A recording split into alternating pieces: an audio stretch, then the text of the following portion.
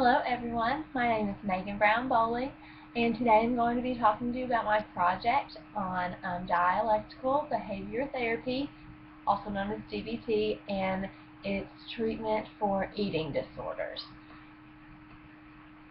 So eating disorders are a mental health illness that seem to have a hush-hush type of stigma, and because of this, the treatment for eating disorders should be researched and updated.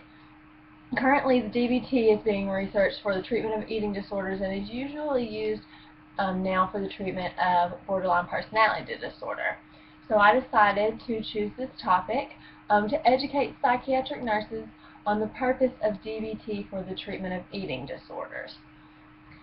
The synthesis of literature review, all of the studies that I used in this project showed that DBT is an effective treatment for eating disorders. Each study did have that main component. At the close of each study, the participants all demonstrated signs of increased weight gain, decreased behavior of eating disorder symptoms such as binging and purging, and increase in quality of life. Some studies also brought in the comorbid diagnosis such as borderline personality disorder and substance abuse disorder. But overall, the studies did show that DBT is an effective treatment for the eating disorders. So for my project, I decided to do an educational type of poster and handout for the nurses on the psychiatric adult unit that I chose.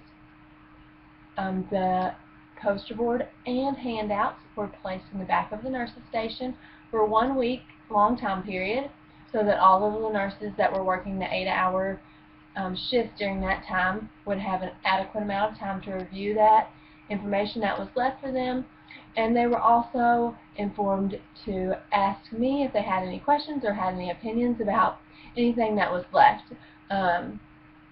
The nurses that were involved do know about DBT, but only for the treatment of borderline personality disorder, and the treatment for eating disorders is obviously still being researched, as we just discussed.